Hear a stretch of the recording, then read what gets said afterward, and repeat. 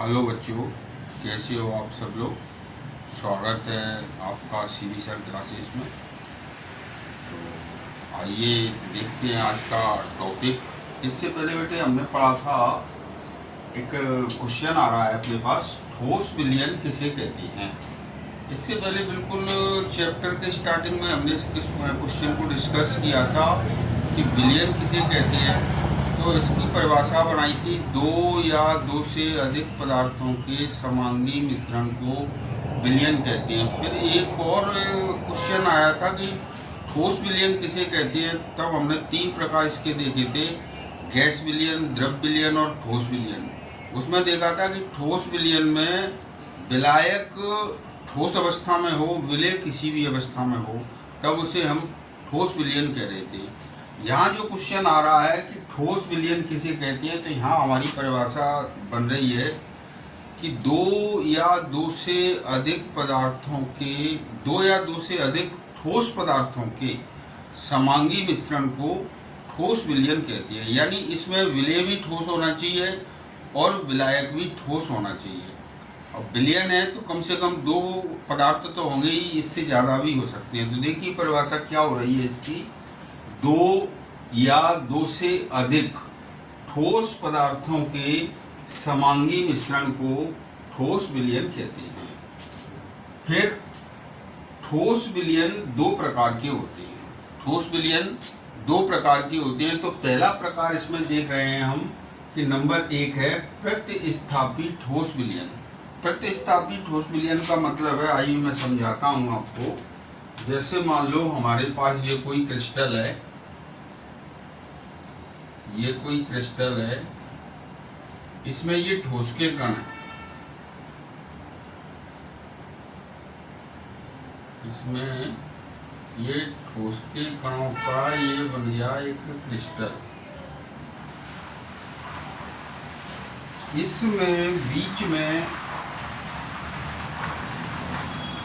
ये कोई विलय का कण आ गया। अब मेरे को ये नीले वाले जो गोले दिख रहे हैं ज्यादा, मैं इनको कहूंगा विलायक,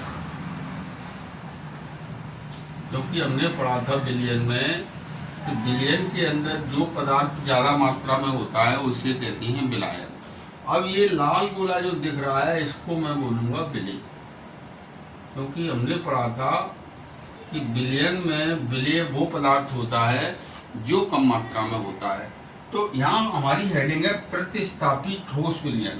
होगा क्या कि इतने में, जैसे मान लो ये इतने कण हैं, इसमें से ठोस का, विलायक का कोई कण यहाँ से हट जाएगा, और जब कोई कण हटेगा तो उसकी जगह पे विलय का कोई कण आके शिफ्ट हो जाएगा, यानी विलायक के कण का प्रतिस्थापन हो गया। जैसे सपोज मान लो, एक मैं एग्जाम्पल से समझा रहा हूँ आपको कि जैसे मान लो बस है, बस में सवारी बैठी हुई है सीटों पर, और एक व्यक्ति उसमें खड़ा हुआ है, उसके लिए कोई सीट नहीं है, खड़ा है। आगे चल के होगा क्या कि जब कोई स्टैंड आएगा तब उसमें से कोई 1 या 2 सवारी उस स्टैंड पर उतर जाएगी, तो उसके लिए बैठने के लिए जगह हो गई। बस वही कंडीशन है यहाँ कि विलायक का कोई कण हटा और विलय का कोई कण उस जगह पर शिफ्ट हो गया, यानी विलायक के कण का प्रतिस्थापन हो गया। इसको बोलते हैं प्रतिस्थापी ठोस विलयन। देखिए क्या है इसमें, क्रिस्टलीय ठोस के कुछ अवयवी कण किसी दूसरे ठोस मतलब विलय के कणों द्वारा प्रतिस्थापित हो जाते हैं। प्रतिस्थापित का मतलब होता है कि हट जाते हैं। दूसरा अंतराकाशी ठोस विलयन। अब इसमें देखिए क्या होगा, अंतराकाशी ठोस विलयन में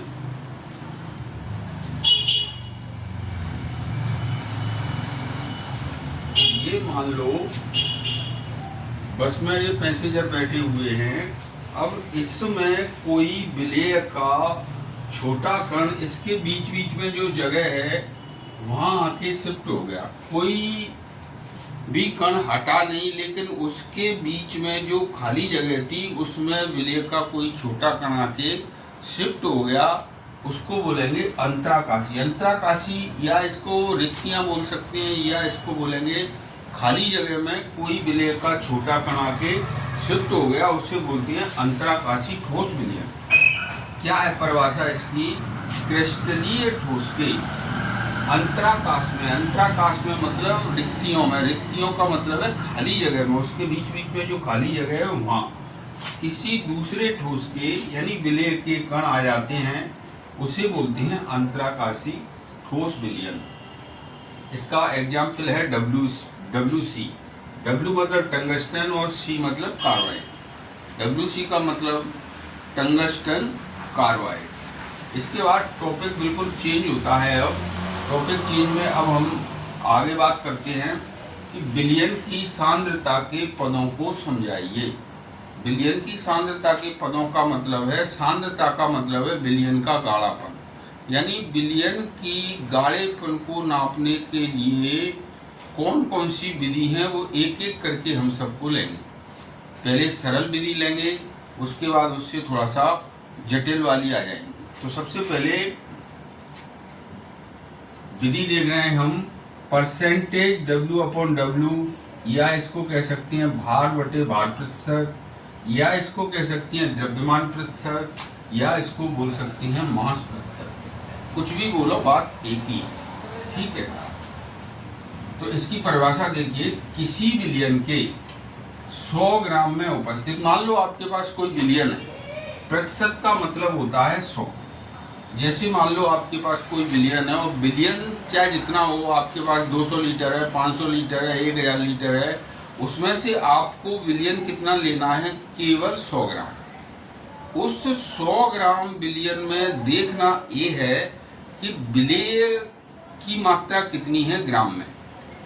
उसे बोलते हैं W/W%, या भार बटे भार प्रतिशत, या उसे बोलेंगे द्रव्यमान प्रतिशत, या उसे बोल सकते हैं मास प्रतिशत। क्या है परिभाषा? किसी विलयन के 100 ग्राम में उपस्थित विलय की ग्राम में मात्रा या द्रव्यमान को, मात्रा बोलो या द्रव्यमान बोलो एक ही बात है, तो द्रव्यमान प्रतिशत कहते हैं। अब बात आती है कि द्रव्यमान प्रतिशत का फॉर्मूला क्या है। तो देखिए, द्रव्यमान प्रतिशत बराबर विलय की मात्रा अपॉन विलयन की मात्रा। विलय की मात्रा भी ग्राम में लेना है, विलयन की मात्रा भी ग्राम में लेना है, इंटू 100, क्योंकि सवाल प्रतिशत का है ना। एक चीज और मैं आपको बताता हूँ, जैसे विलय के अंदर जो पदार्थ ज्यादा मात्रा में होता है उसे हम बोलते हैं विलायक। और बेटे विलायक को हम दर्शाते हैं कैपिटल A से। विलयन के अंदर जो पदार्थ कम मात्रा में होता है उसे बोलते हैं विलेय, और विलेय को दर्शाते हैं B से। ठीक है, A और B, विलायक और विलेय जब मिलेंगे तो बनेगा विलयन। और इसको दर्शाएंगे, देखिए विलयन के अंदर जो पदार्थ अधिक मात्रा में होता है उसे बोलते हैं विलायक, और विलायक को दर्शाएंगे A से। विलयन के अंदर जो पदार्थ कम मात्रा में होता है उसे बोलते हैं विलेय, और विलेय को दर्शाएंगे B से। विलयन के और दोनों जब मिलेंगे, विलेय और विलायक जब मिलते हैं तो बनेगा विलयन, इसको दर्शाएंगे T से। अब देखिए यहाँ द्रव्यमान प्रतिशत का फॉर्मूला विलेय की मात्रा ग्राम में बटे विलयन की मात्रा ग्राम में। विलेय की मात्रा यानी भार, तो भार को कैसे लिखेंगे? W से, और किसका भार? विलेय का, तो WV ग्राम में बटे WT। W माने भार और T माने विलयन, और ग्राम में इंटू 100। ये इसका फॉर्मूला हो गया। और ये भी फॉर्मूला है, संकेतों में लिखेंगे तो ये फॉर्मूला है। अब इस पर एक न्यूमेरिकल देखते हैं कि मान लो न्यूमेरिकल हमारे पास दिया हुआ है 5 ग्राम NaCl मतलब नमक 50 ग्राम विलयन में घोला गया, तो प्राप्त विलयन का द्रव्यमान प्रतिशत ज्ञात कीजिए। अब देखिए इसमें करना क्या है अपन को कि एक तरफ तो ले लो विलेय और एक तरफ ले लो विलय। विलय क्या है इसमें दिया है, घुला कौन है? NaCl, तो NaCl विलय हुआ, विलय को NaCl विलय है और विलय को लिखते हैं B से। बिलियन टी है और बिलियन को लिखेंगे टी से। बिले कितना दिया है 5 ग्राम, तो डब्ल्यू बी बराबर 5 ग्राम, और बिलियन कितना दिया है 50 ग्राम, तो डब्ल्यू टी बराबर 50 ग्राम। द्रव्यमान प्रतिशत ये पूछा जा रहा है।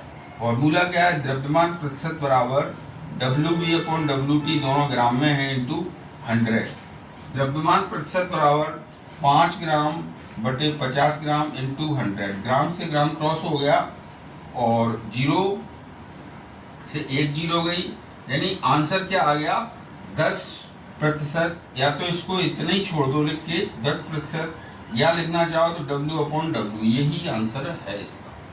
दूसरा न्यूमेरिकल देखो, 20 ग्राम ग्लूकोज को 180 ग्राम जल में घोला गया तो प्राप्त विलयन का द्रव्यमान प्रतिशत ज्ञात कीजिए।